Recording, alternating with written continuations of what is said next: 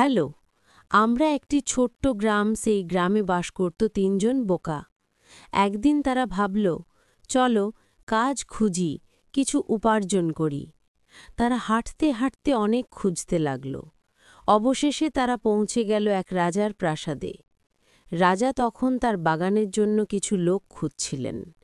তিনি খুশি হয়ে তাদের কাজে নিলেন, তবে শর্ত দিলেন, কাজে কখনো ফাঁকি দেওয়া চলবে না। তিনজন বোকাই রাজি হয়ে শপথ করল।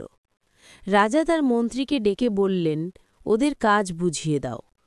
মন্ত্রী গিয়ে বুঝিয়ে দিল, একজন গর্ত খুঁড়বে, একজন গাছ বসাবে, আর একজন মাটি দিয়ে গাছের গোড়া ভরাট করবে।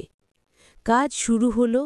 কয়েকদিন সব ঠিকঠাক চলল, কিন্তু একদিন যে লোকটা গাছ বসাতো সে অসুস্থ হয়ে কাজে এলো না।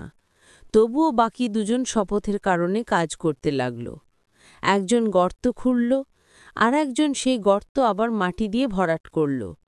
মন্ত্রী এসে অবাক হয়ে জিজ্ঞেস করলেন, গাছ না বসিয়ে কেন গর্ত বন্ধ করছ?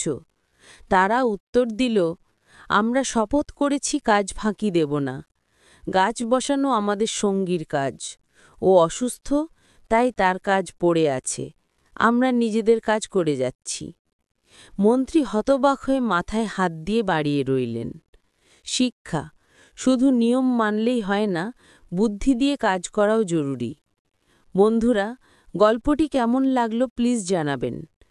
আরও নতুন গল্প শুনতে আমাদের চ্যানেলটি সাবস্ক্রাইব করুন।